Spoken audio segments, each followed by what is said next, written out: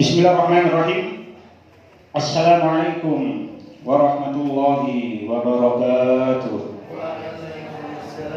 Talabani ridha lillahi ta'ala wa hadiyatan lahu fi nabiyina Muhammadin sallallahu alaihi wasallam ila alihi wa sahbihi wa dhurriyyati wa ahli baitil kiram wa ila jami'il anbiya'i wal mursalin wa ila jami'il malaikati wal muqarrabin wa ila jami'it tabi'in wa tabi'in ila jami'il la ilaha wa la ilaha illa anta wa ila jami'il hadisin wa anfasil khususan sayyidina al-Tabari wa Syekh Abdul Qadir al-Jilani wa Syekh Fakhruddin al-Razi wa Syekh Imam al-Qudi wa Syekh Ibnu Katsir wa Syekh Jaluddin al-Mahali wa Syekh Jaluddin al-Suyuti wa Syekh Sulaiman al-Jamal wa Syekh Imam Asy-Syawi wa Syekh Imam Asy-Syaukani wa Syekh Ahmad al-Anusi wa Syekh Imam Nawawi al-Bantani wa Syekh Imam Mustafa al-Maruhi wa Syekh Ibnu Asyir wa Syekh Mutawalli Sya'rawi wa Syekh Syaitan Tawi wa Syekh Waba Az-Zuhaili wa Syekh Muhammad Ali Asy-Syahudi wa Syekh Quraisyab wa khusyad lagi Bisri Mustafa Rambang wa ila jami'il masyayikhina masyayikhina syaikhul lahumul Fatihah.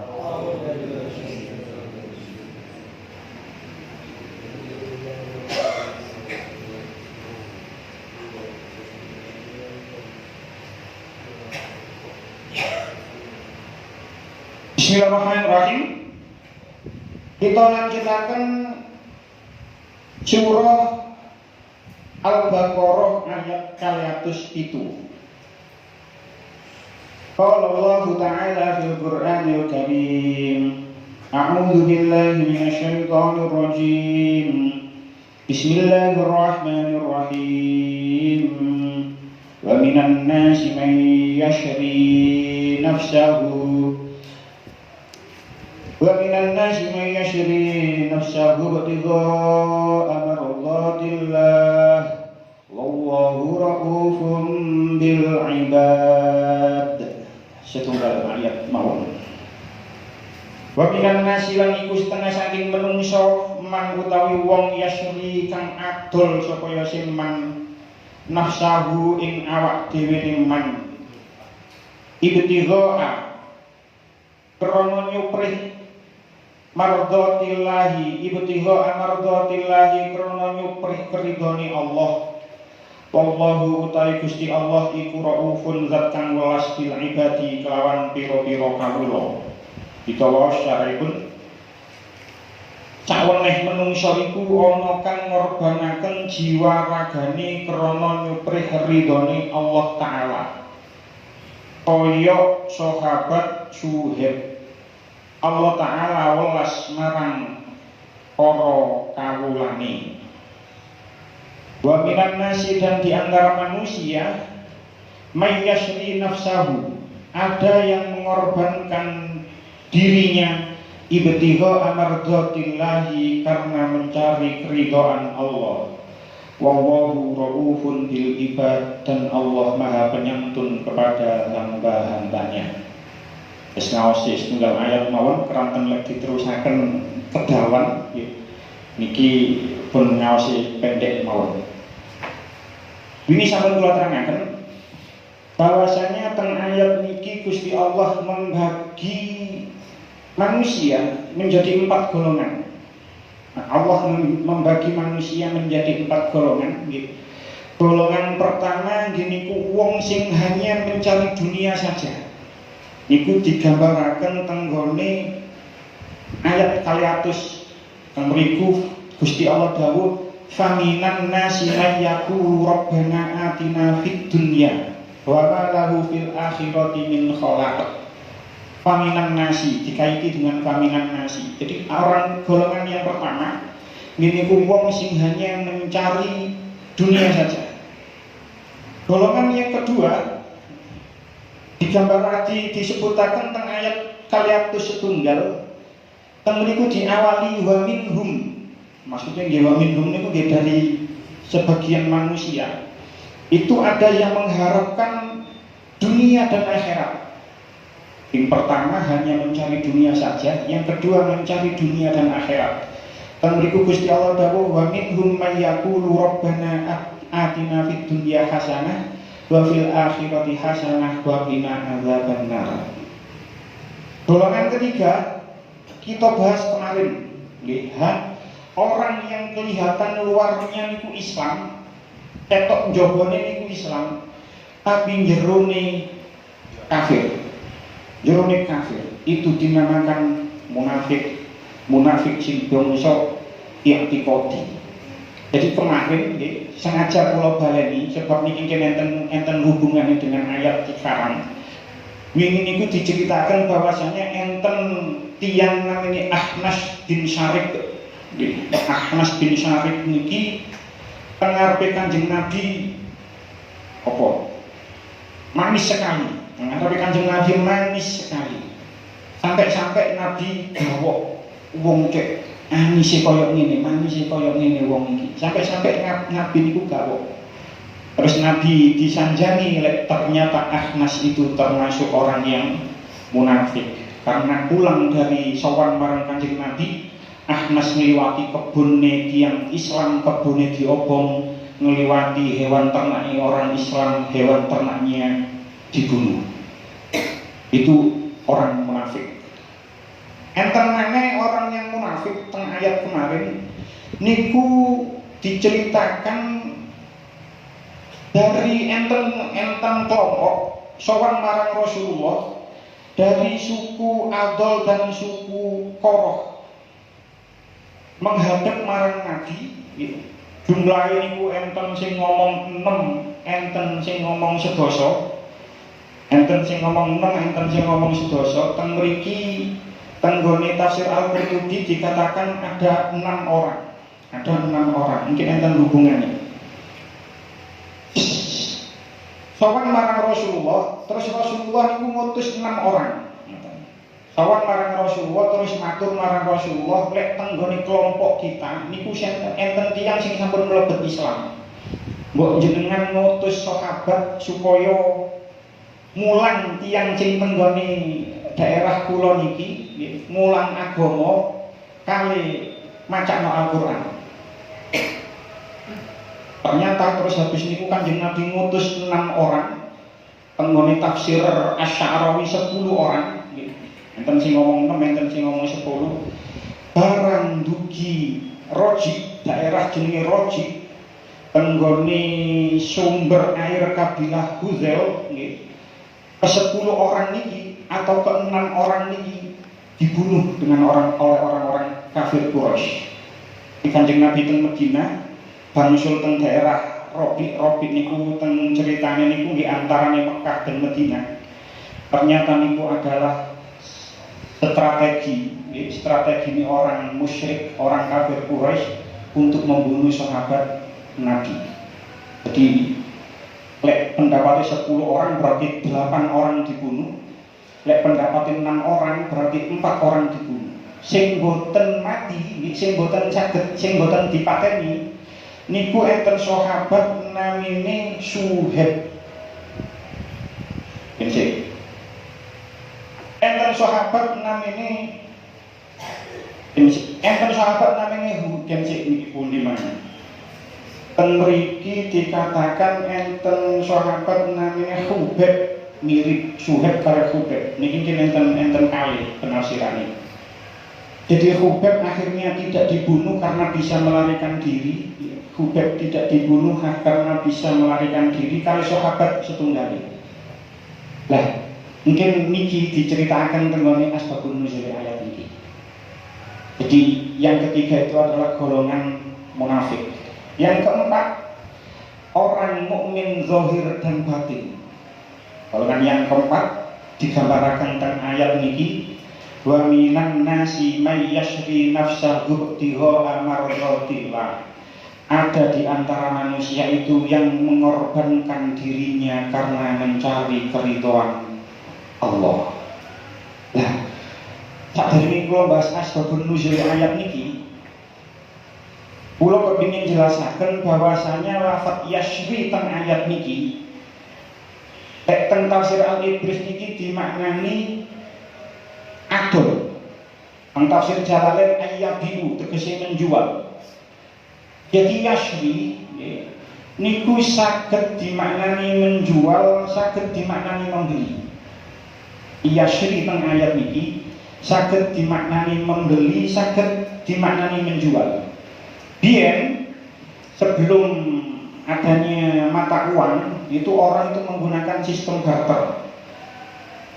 Ale beras dibarter ambek iwan, itu karena belum adanya uang, mata uang. Pada hakikatnya juga kita membeli atau menjual itu menukar uang dengan barang. Jadi yashri teng ayat ini itu saged dimaknani membeli, saged dimaknani menjual. Ada orang wa minan nasi may yashri nafsahu. Ada dari kelompok manusia itu yang menjual dirinya atau membeli dirinya. Lanjutannya ayat ibtigha amardhatillah, untuk mencari keridhaan Allah. Di golongan keempat ini ono wong menjual dirinya, ono wong membeli dirinya untuk mencari ridhone Allah. Sopo? Nah, iki ulama berbeda pendapat kepada siapa ayat ini diturunkan. Pentafsir At-Tabari dikatakan summa ikhtalafa ahli ta'wili fi man nuzilat hadhil ayatu fihi wa man umiyatihi. Ulama ahli tafsir berbeda pendapat tentang kepada siapa ayat ini diturunkan dan siapa yang dimaksud di dalam ayat ini. Tapi jumhur ulama niku berpendapat ayat niki diturunkan kepada sahabat yang bernama Suhaib. Makanya niku wau teng sarai Al-Ibris dikatakan koyok sahabat Suhaib. Suhaib niki niku tenggone tafsir Al-Qurtubi. Suhaib ini nggak ada asma Suhaib bin Sinan Ar-Rumi. Suhaib bin Sinan Ar-Rumi. Suhaib niki sakjane wong Arab, tapi lahir dan besar tenggone Romawi. Makanya burine dikei Ar-Rumi. Niku saking Romawi. Nenek moyang Suhaib ini aslinya wong Arab, tapi mereka nenek moyang Suhaib ini jauh sebelum datangnya Islam niku pergi tenggone Irak.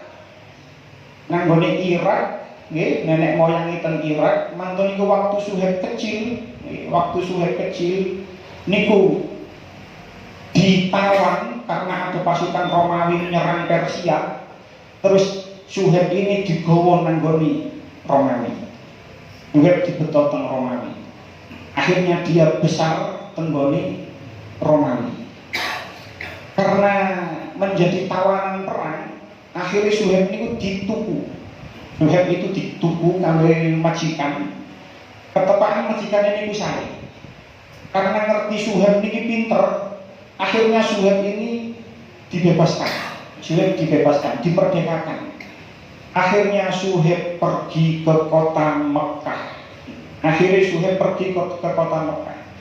Nah, Suhaib ini mriki dikatakan bahwasanya Suhaib ini meninggal umur 70. Di Suhaib ini meninggal umur 70 dan meninggal ke tahun 38 Hijriah. Jadi main kalau hitung Anjing Nabi niku hijrah tenggone Madinah itu ketika umurnya sudah 53. Setelah 13 tahun di dakwah tenggone Makkah. Lah, Suhaib niku sedo tahun 38 Hijriah umure 70. 70 dikurangi 38 berarti lahirnya Suhaib itu 32 tahun sebelum Kanjeng Nabi hijrah. 32 tahun sebelum Kanjeng Nabi hijrah. Kanjeng Nabi hijrah umur 53. Jadi Kanjeng Nabi 53, Suhaib niki umur 32. Suhaib sudah berada di Mekah. Sehingga Suhaib dikatakan teng mriki kana minas sabiqina ilal Islam. Suhaib ini termasuk generasi awal yang masuk Islam. Jadi sak nantune Sayyidah Khadijah, Abu Bakar niku Suhaib. Nah, ketika Suhaib sampun tenggone Mekah niku sekian lama ket awal generasi Mekah, dan dia memang pintar cerdas. Suhaib berdagang singkat cerita ya terlalu wakil dunyane kuwata.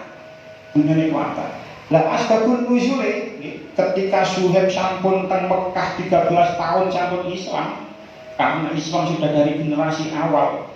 Terus Suhaib niku tenggone tafsir Ad-Durrul Mansur nggih, karangan Syekh Jalaluddin Asyuyuti, aqbala Suhaibun muhajiran ilan Nabi sallallahu alaihi wasallam fa ajba'ahu nafarun min Quraisy.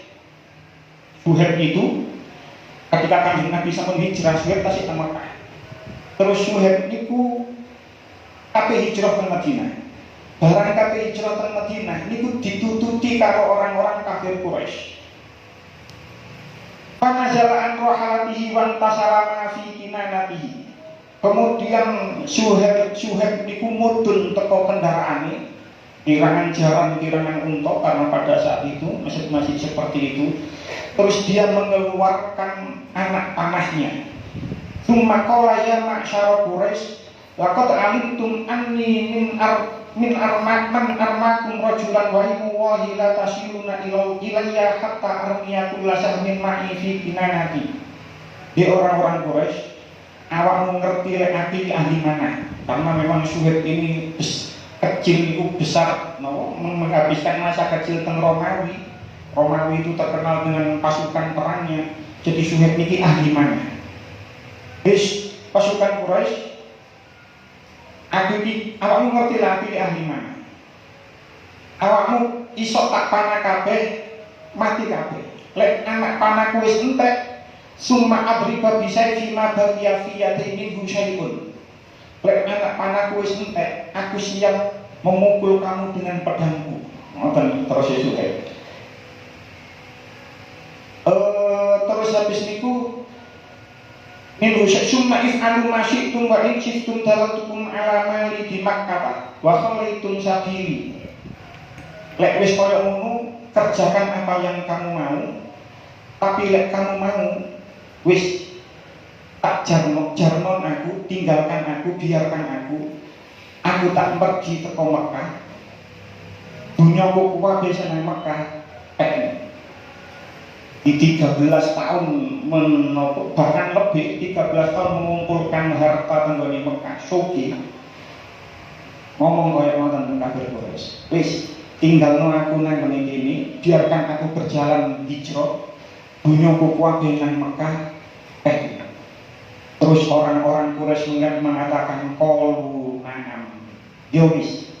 Akhirnya Suhaib pergi ke Madinah, meninggalkan semua harta bendanya. Semua harta bendanya ditinggal. Terus pergi ke Madinah, hijrah marang Rasulullah. Falamma qadima 'alan Nabi sallallahu alaihi wasallam al-Madinata qala Rabiha al-Bayu Aba Yahya Rabiha Aba Yahya. Ketika Suhaib sampun nyampe ke Madinah, terus ketemu kali Rasulullah matur, beruntunglah jual belimu Suhaib, beruntunglah kamu wahai Suhaib. Sampai diulang 2 kali oleh Rasulullah. Jadi Suhaib ini menjual atau membeli? Ayo, membeli. Dia membeli keridhaan Allah dengan semua harta bendanya yang dia miliki. Semua harta bendanya yang dimiliki, dia membeli surga, dia membeli mardotillah dengan semua harta yang dia miliki. Itu asbabun nuzul sing paling populer, sing paling masyhur. Jadi asbabun nuzul ayat ini sangat apa? Jadi yang paling populer jadi teman, Suhaib rela ya membeli keridhaan Allah dengan semua harta benda yang dimiliki. Maka Allah kemudian menurunkan ayat niki pun. Itu menurut pendapat yang pertama. Menurut pendapat yang kedua, ayat niki niku diturunkan kepada kaum Muhajirin dan Ansor yang menjadi rombongan delegasi Ar-Raji, yang dimaksud ayat 204 sampai 206 kemarin. Jadi kaum Muhajirin dan kaum Ansor niku diutus oleh Rasulullah untuk, ya seperti yang saya ceritakan tentang awal, untuk mengajarkan ilmu agama, untuk mengajarkan Al-Quran nanggone daerah Koji. Ternyata tenggone meriku semua delegasi itu dibunuh kecuali Hubeb bin Adi, jenenge Hubeb bin Adi, dan satu sahabat lagi namanya Zaid bin Danasah. Zaid bin Danasah bin Zaid bin Danasah. Jadi semua sahabat delegasi itu tadi dibunuh kecuali Hubeb bin Adi kali Zaid bin Danasah. Singkat cerita, Hubeb niku ditawan. Hubeb itu ditawan. Lah Hubeb niki ketika perang Badar niku saged mateni tokoh kafir jenenge Abu Aqobah Al-Haris. Ini karena peristiwa sudah Madaniyah, ayat Madaniyah. Jadi ketika perang Badar, Hubeb niki saged mateni Abu Aqobah Al-Haris. Lajeng Hubeb niki ditawan terus dituku karo anake Abu Aqobah Al-Haris. Lajeng dituku sebagai tawanan, dituku mantun niku disiksa karo anake karena balas dendam. Singkat cerita, karena balas dendam tidak mau dibunuh secara langsung, maunya dipateni secara pelan-pelan. Lalu Hubeb niku disalib, tenggone kayu di delenang dhuwur disalib. Kemudian kabar niki didengar oleh Rasulullah teng Madinah. Jadi kabar niki didengar oleh Rasulullah teng Madinah, terus Rasulullah dawuh ayyukum yunzilu Hubaiban an khasbatihi walal jannah. Sapa sing iso ngedukno Hubeb teko kayu salib, dia akan mendapatkan bagian surga. Ajeng mantun niku sahabat yang bernama teng mriki dikatakan Zubair bin Awam niku ngacul. Ana ya Rasulullah. Terus Zubair bin Awam, saya ya Rasulullah. Terus enten sahabat yang lain jenenge Mikdad niku matur wa ana ma'ahu ya Rasulullah. Saya juga mau bersamanya ya Rasulullah. Akhirnya sahabat Zubair bin Awam kali Mikdad niki pergi tenggone Mekah, terus menemukan sahabat Hubeb disalib. Dan ketika sahabat Hubeb disalib, ternyata sahabat Hubeb ini disampun seto. Bapak Hubeb sampun seto, ditunggu dengan 40 orang kafir Quraisy. Terus sahabat Zubair bin Awam kali sahabat Mikdad niku ngenteni orang-orang kafir Quraisy lalai, ngenteni lengah, barang bisa lengah. Akhirnya sahabat Zubair bin Awam kali Mikdad niki mendhet jasade Hubeb tenggone sing disalib niku wau, terus dibeto wangsul tenggone Madinah. Barang dereng dugi Madinah, orang-orang kafir Quraisy sudah melihat ternyata jasad Hubeb tidak ada. Langsung diduwei mantun niku sahabat Zubair bin Awam kali sahabat Mikdad ngerti lek wis keponangan. Akhirnya jasad Hubeb dibelek tenggone lemah. Seketika niku bumi niku buka terus menelan jasad Hubeb, dan jasad Hubeb hilang di telan bumi. Peristiwa itu dinamakan Bali'ul Ardi. Ini disebutkan tentang tafsir Asy-Sya'rawi, disebutkan tentang tafsir Al-Baghawi. Jadi sahabat yang mendapat gelar Bali'ul Ardi yang ditelan bumi itu adalah Hubeb bin Adi. Jadi dia rela lek mang niku nopo membeli sahabat Khubayb rela menjual nyawanya yang dijual demi untuk mencari ridho Allah. Nah, ketika sahabat Khubayb ini dereng dieksekusi, niku tasik di penjara, niku diceritakan tenggone jero penjara niku ada seorang perempuan yang melihat sahabat Khubayb itu memakan anggur. Padahal anggur tenggone Mekah mboten enten. Ini min karomati Khubayb. Ini adalah bentuk karomanya Khubayb. Dia mendapatkan rezeki dari Allah berupa anggur. Dan ketika hendak dieksekusi, sahabat Khubayb niku ditawari ambek orang kafir Quraisy, seorang kafir Quraisy. Ngomongnya tentang Khubayb. Awakmu gelem Muhammad sing ganteni posisimu nang kene, awakmu sing selamat kumpul bersama keluargamu. Sahabat Khubayb menjawab, demi Allah saya tidak rela Nabi Muhammad tersakiti walaupun hanya terkena duri, sebuah duri, terus saya selamat bersama keluarga, saya tidak rela sedikit pun. Jadi sahabat Khubayb ini rela menjual dirinya, menjual nyawanya demi untuk mencari ridho. Jadi ayat ini ulama berbeda pendapat. Ada yang mengatakan diturunkan kepada Suhaib yang nikuman membeli dengan semua harta yang dimiliki, atau diturunkan kepada sahabat Khubayb yang menjual nyawanya demi ridho Allah. Boleh.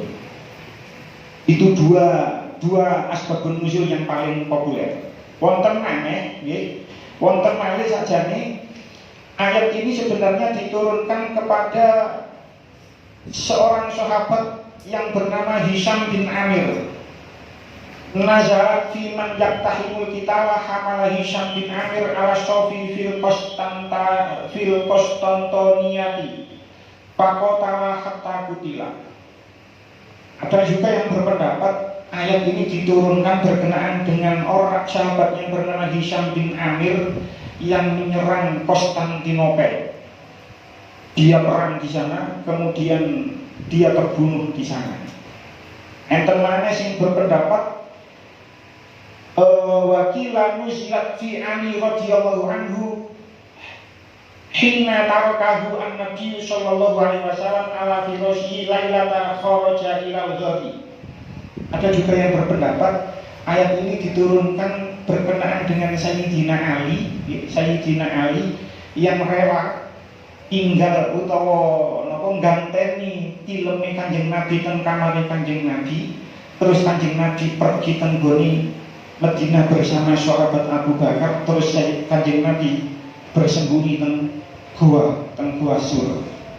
Jadi ada yang mengatakan ayat ini damel Suhaib, ayat ini damel Khubayb, ayat ini damel Hisham, enten sing ngarani ayat ini damel Sayyidina Ali. Tapi sing paling masyhur dia damel Suhaib utawa damel Khubayb yang rela membeli keridhaan Allah dengan semua harta yang dimiliki atau menjual nyawanya demi ridhonya Allah. Apapun itu, apa itu ayat ini damel sinten mawon, tapi ayat ini bersifat umum juga. Walaupun ayat ini turun terhadap salah satu sahabat, tapi ayat ini juga berlaku umum bagi siapa saja yang memiliki dikatakan mujibul lan mujahidin fi sabilillah. Al ayatu amatun tatanawalu kullu mujahidin fi sabilillah. Ayat ini bersifat umum. Siapa saja yang berjihad di jalan Allah, au mustashhidin fi dzatihi, atau dia mati dalam keadaan syahid, au muhayyiri munkarin, atau dia merubah kemungkaran. Jadi ayat ini walaupun ditujukan kepada salah satu sahabat, tapi tetap berlaku kepada siapa saja yang mencari, yang jihad di jalan Allah. Ibtiroa niku maknanya mencari dengan sungguh-sungguh. Jadi misal sekarang itu buatan tahu hujan, kita niku sangat berharap adanya hujan, sangat berharap adanya hujan. Niku ibtiro. Lek musim rendeng, mah hujan gak hujan sembarang. Gak udan ya gak apa-apa, rong dino telung dino gak udan ya udan apa-apa. Wong musim engkok ya gak urane udan. Tapi kita sudah musim kemarau, sangat berharap dengan adanya hujan. Niku ibtigo, berharap dengan sungguh-sungguh atau mencari dengan sungguh-sungguh.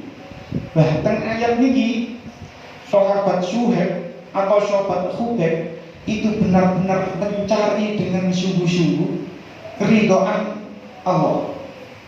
Jadi mereka berani menjual nyawanya, mereka berani memberi semua harta bendanya demi keridhaan Allah. Dan di antara kula kali panjenengan mungkin gak ono sing iso sampai derajat kaya sahabat ini, rela memberikan semua hartanya, rela memberikan nyawanya. Tidak ada yang seperti itu. Makanya tenggone lanjutan tenggone akhir ayat, mungkin tenggone akhir ayat dikatakan wallahu raufun bil ibad. Tak dari ini wallahu raufun bil ibad, tenggone dikatakan ibtigha mardhatillah. Tafsir Al-Jailani dikatakan toliban liridaihi wa radiyan bima qadahu. Dimaksud ibtigha mardhatillah niku ialah karena mencari ridho Allah dan dia sendiri ridho dengan qada Allah. Sahabat Suhaib niku ridho kali qada'i Allah dengan memberikan semua harta yang dia miliki. Sahabat Khubaib niku ridho dengan ketentuan Allah, dia memberikan nyawanya untuk mencari keridhaan Allah. Dia ridho dengan ketentuan Allah. Kita, mungkin di antara kita niku enten sing boten saged ridho dengan ketentuan Allah.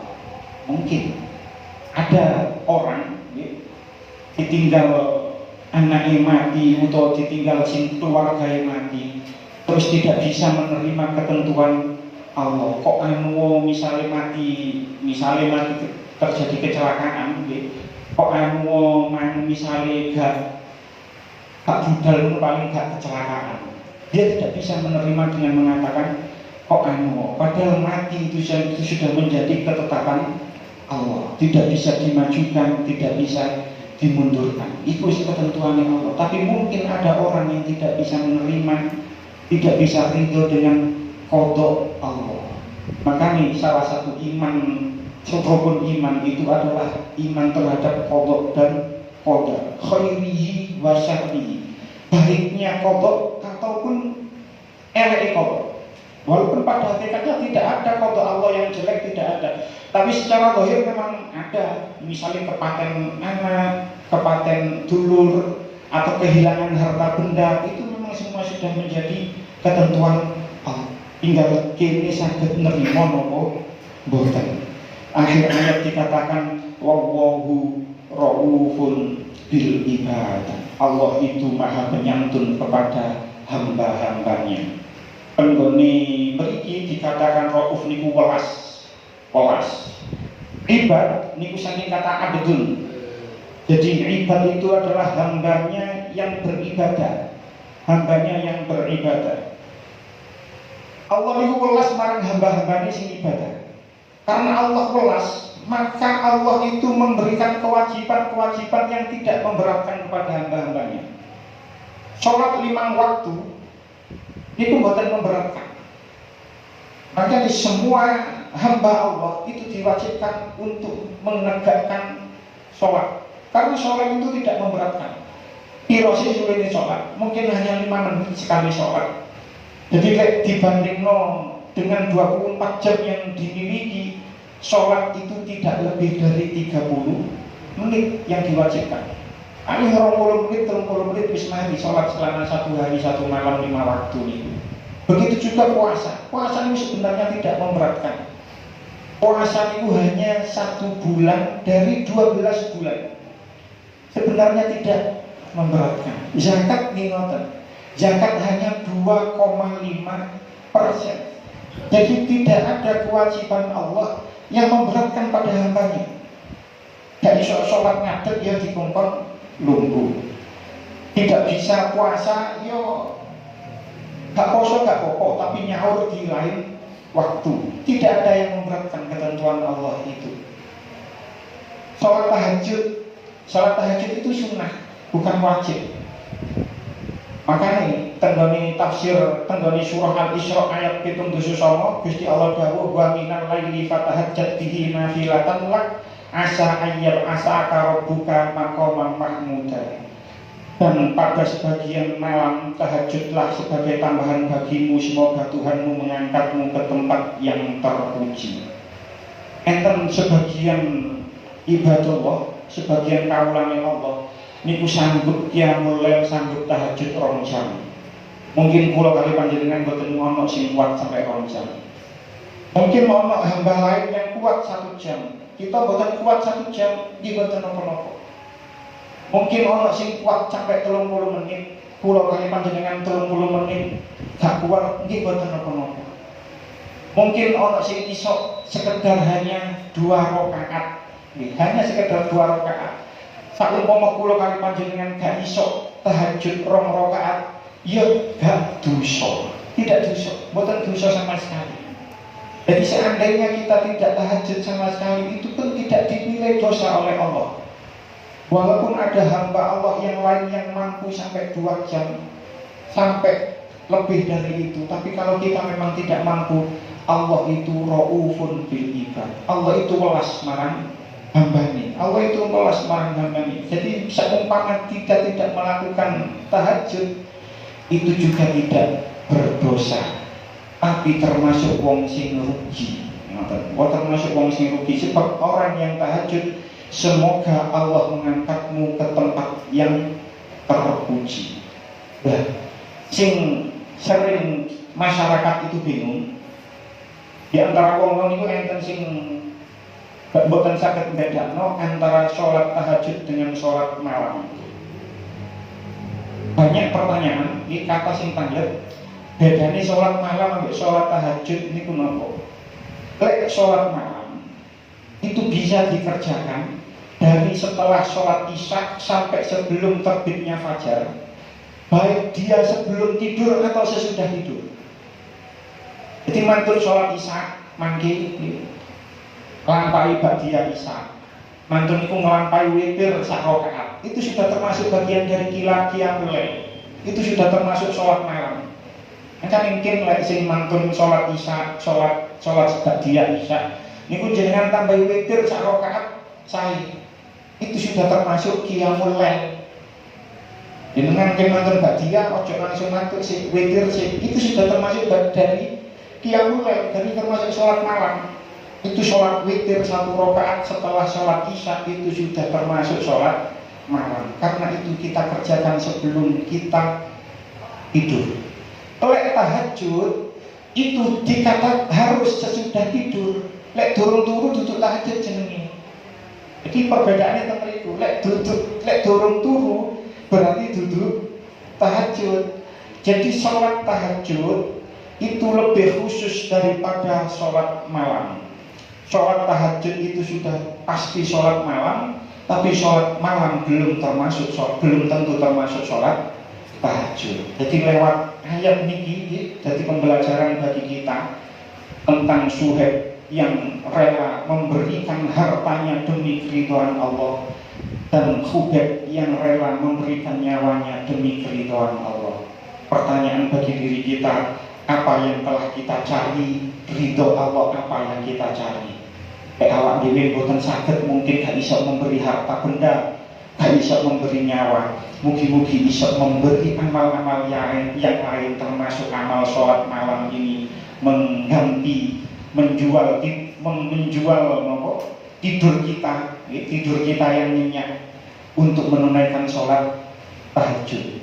Moga itu sudah menjadi keridhaan, menjadi amal kita untuk mencari ridho Allah. Amin amin ya rabbal alamin. Pun cekap semanten mugi-mugi kita diterima manfaat. Bismillahirrahmanirrahim. Sallallahu Muhammad wa sallam Muhammad alhamdulillahirabbil alamin. Allahumma shalli ala Muhammadin sholatan tatma'innu biha qulubuna wa tanfa'u biha ulumuna wa taqdi biha hawaijina wa tarfa'u biha darajatina وتهدي بها قومنا وتخرج بها قلوبنا وتلهمنا بها حكمنا الدنيا وتكرمنا بها بالسعادة والكرامة مع ذريتنا وتكثر بها أموالنا وأصحابنا وتلاميذنا وأتباعنا وضيافنا وترزقنا اللهم تمام نعمتك تم رحمتك تم رضوانك الشر وسلم وبارك وشرب على ما خلقت ورزقت وأمت وحيد إلى يوم تشرف الخلق أجمعين الحمد لله رب العالمين ربنا آتنا في الدنيا حسنة وفي الآخرة حسنة وقنا عذاب النار وصلى الله على سيدنا محمد النبي الأمي وعلى آله وبارك وسلم والحمد لله رب العالمين.